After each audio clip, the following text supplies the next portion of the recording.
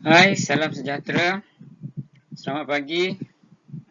Jumpa kembali kita dalam PDPR kita untuk pendidikan moral tahun 5. Jadi bersedia semua ya. Kita akan mulakan pembelajaran kita. Kamu boleh buka buku teks muka surat 70.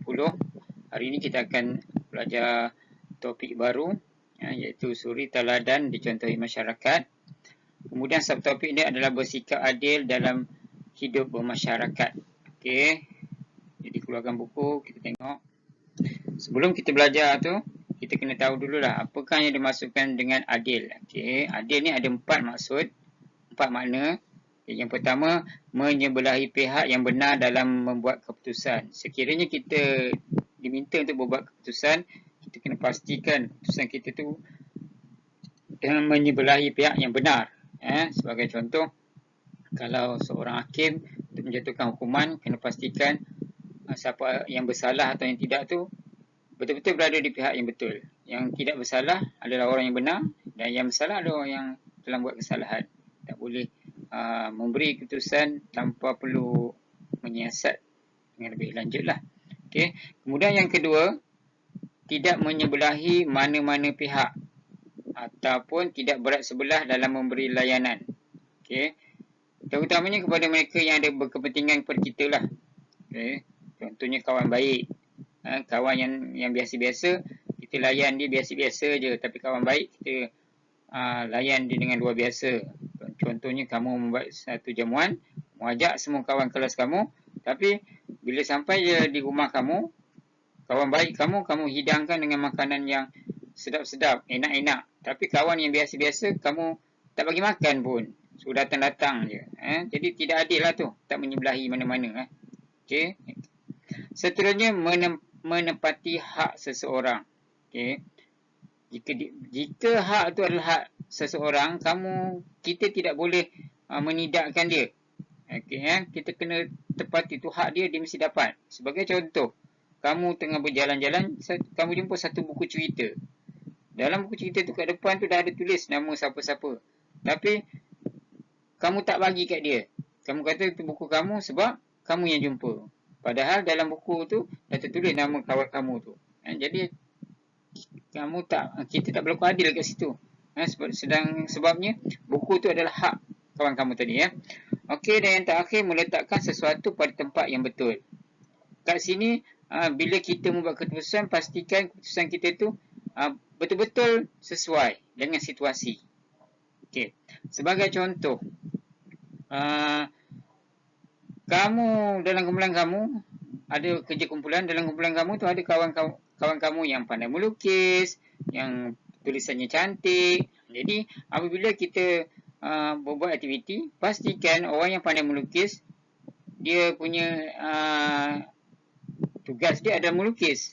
Sementara orang yang tulisannya cantik, tugasnya adalah menulis. Jadi itu maksudnya meletakkan sesuatu pada tempat yang betul. Ya. Okey. Rujuk buku kamu. Ya, cikgu akan baca sambil lalu sama-sama kamu ya. Okey. Kisah dia adalah kisah seorang robot ni, namanya Roboto. Okey. Roboto ni telah dianugerahi tokoh kanak-kanak keadilan dalam kempen kesedaran moral anjuran komuniti. Dalam tempat itu ada satu kempen namanya kempen kesedaran moral, dan Roboto ni telah dianugerahkan tokoh kanak-kanak. Jadi oleh kerana dia dapat anugerah tu, Roboto telah diminta berkongsi pengalaman bersikap adil dalam hidup bermasyarakat. Bagaimana Roboto telah dianugerahkan tokoh kanak-kanak tu, Roboto kena kongsikan apakah aktiviti perkara-perkara yang dibuat yang menunjukkan dia tu berlaku adil. Okey. Yang pertama, semasa pesta makanan, okey, Roboto ni ditugaskan untuk mengagihkan aiskrim. Jadi sewaktu dia tak agihkan aiskrim tu, adalah kawan baik dia. Okey, kawan baik dia ni pula minta 2 batang. Okey. Tapi oleh kerana Roboto ni seorang yang adil, Roboto menolak permintaan kawan dia kerana setiap orang hanya dibekalkan sebatang aiskrim. Itu menunjukkan adil walaupun kawan baik. Tak ada. Okey, peraturan dah kata seorang dapat satu, mesti dapat satu walaupun kawan baik.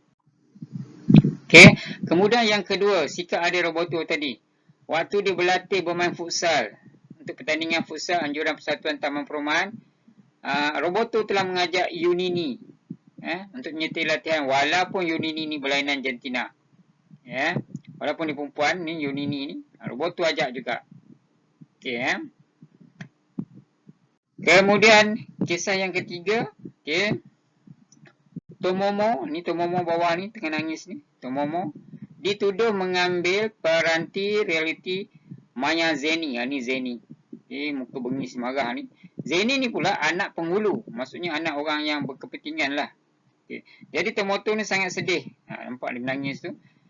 Tapi Roboto ni beritahu Zeni siasat dulu dengan lebih lanjut. Jangan tuduh siapa-siapa tanpa bukti yang kokoh. Jadi Zeni ini telah menyiasat. Akhirnya Zeni mendapati peranti realiti mayanya diambil oleh adik dia. Bukannya si Tomomo tadi. Jadi Roboto bersyukur kerana dengan sikap adil dia tadi mengelakkan berlakunya perselisihan faham. Bayangkan kalau tadi berlaku kes macam ni, Roboto tak ada kat sini. Dah sah-sah Tomomo yang dipersalahkan walaupun dia memang tak bersalah. Okey, seterusnya Roboto mengajukan tugas mengemas buku di perpustakaan. Okey. Jadi ditugaskan ke Mimi menyusun buku di bahagian atas. Ni ke Mimi. Tugas dia kan maksudnya kena susun buku di bahagian atas rak. Sementara Iono ni ditugaskan untuk menyusun di bahagian bawah rak. Okey. Jadi mereka setujulah. Kenapa mereka setuju? Sebab agian tugas tu sesuai. Okey. Sebab dia Kimimi ni tinggi, jadi dia kena ambil rak tinggi. Oleh kerana Iono ni pendek, dia kena ambil rak yang pendek, sesuai lah. Okay. Jadi, untuk lebih memahami maksud keadilan, kita tengok seterusnya. Okay. Cerita dia, saya terpilih menjadi ketua kumpulan pembersihan Balai Raya Kampung Bunga Ros. Okay. Kemudian dalam ahli kumpulan dia, okay, saya mendapati salah seorang ahli kumpulan saya ialah cucu ketua kampung. Ketua, anak cucu ketua. Okey, ni cucu ketua belakang sekali ni. Okey. Bagaimanakah saya mengajukan tugas pembersihan? Okey, dia bagi dua cara. Satu cara yang tidak adil, satu cara yang adil. Jadi kamu boleh tengok Kita tengok dulu yang tidak adil dulu sebab ini tidak adil Okey. Jadi mengajukan tugas yang lebih ringan kepada cucu ketua kampung demi kepentingan diri sendiri. Okey Jadi kalau tak ada bagi dia, oleh kerana dia cucu ketua kampung, tugas dia yang paling mudah. Kesan dia nanti, kalau kita buat macam tu, kalau kita buat keputusan macam tu, kesan dia nanti, ahli kumpulan tidak berasa, tidak berpuas hati dan enggan melaksanakan tugas. Jadi orang lain boikot lah, tak nak kami tak nak tolong sebab tak adil. Kami kena buat kerja berat, dia buat kerja ringan. Akhirnya bila kesan macam tu, kita akan sedih kerana tidak mendapat sokongan daripada ahli kumpulan. Jadi ahli kumpulan kita tak suka kita. Jadi kita sedihlah nanti. Tapi kalau kita bersikap adil, jadi kita tak nak bersikap tidak adil ni, cikgu pangkah kan. Kalau kita bersikap adil, kita tengok sini. Mengajukan tugas mengikut kemampuan dari segi jantina, tenaga dan kebolehan. Macam tadilah mengikut kemampuan. Yang berat-berat tu bagi lelaki. Yang sikit bagi perempuan. Tenaga lelaki lagi kuat, lagi banyak datang ke perempuan. Kesan dia nanti, bila kita bagi secara adil, semua ahli kumpulan berasa gembira dan menurut arahan. Jadi semua orang gembira lah sebab dia boleh buat. Maksudnya tugas tu sama-sama adil. Jadi dia gembira dan ikut arahan. Akhirnya, ketua akan rasa bangga kerana ahli kumpulan bersetuju dengan keputusan. Sukalah kita. Kalau kita jadi ketua, sukalah. Sebab ahli-ahli kita setuju dengan keputusan kita. Majority.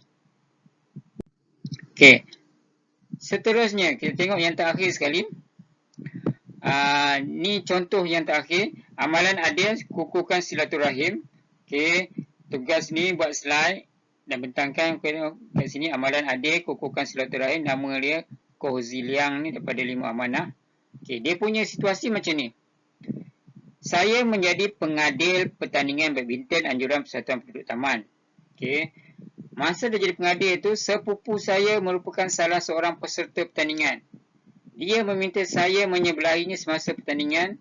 Sepupu saya pernah menjadi jurulatih saya. Apakah yang perlu saya buat? Situasi dia kat situ. Masa dia jadi pengadil, ada sepupu dia yang pernah mengajar dia badminton, masuk pertandingan. Jadi sepupu dia kata, supaya menyebelahi dia. Maksudnya kalau katakan dalam pertandingan tersebut, bulu tangkis sepatutnya tak masuk, oleh kerana sepupu kita kata masuk. Macam tu kan, tak adil lah kan. Okay. Jadi apakah situasi yang perlu dilakukan oleh Coach Ziliang? Apa yang Coach Ziliang buat? Mengadili pertandingan secara adil. Tak ada sepupu ke, tak sepupu ke, pernah tolong ke, tak pernah tolong. Ini pertandingan. Jadi kena adil dengan tidak membeza-bezakan pemain. Okey, beliau juga menganggap semua peserta adalah sama, okey, dan tidak berpilih kasih. Maksudnya oleh kerana sepupu, kita kena lebihkan, tak boleh. Okey, sama-sama juga ya. Okey, kepentingan dia, kepentingan bersikap adil dalam situasi ini mengelakkan salah faham. Nanti kalau kita tak berlaku adil, nanti peserta lain nampak. Peserta lain nampak kan marah kat kita kan. Okey, peserta aku tak ada keputusan pertandingan. Bila kita adil, orang akan dengar cakap, orang akan setuju. Okey, betul, dia buat keputusan tu. Okey, meningkatkan persefahaman, memperkukuh silaturahim. Jadi bila orang tak marah kat kita, orang suka kat kita, jadi kita boleh memperkukuhkan silaturahim baik dengan semua orang. Okey. Kemudian dia kata, kalau dia buat amalan yang tak adil, maksudnya dia menyebelahi sepupu ketika membuat keputusan. Kesalahan sepupu diabaikan. Jadi bila buat macam ni, kalau kita buat macam ni, maksudnya orang lain tak suka kat kita. Jadi ini tak perlu kita amalkan. Okey. Jadi kamu dah tengok dan cikgu pun dah cerita sedikit bagaimana kepentingan keadilan. Jadi cikgu akan bagi kamu latihan. Kamu jawab latihan dan terus ada jawapan markah kat situ lah. Okey. Itu saja. Kalau kamu nak habiskan topik ni, nak baca sampai habis pun tak apa.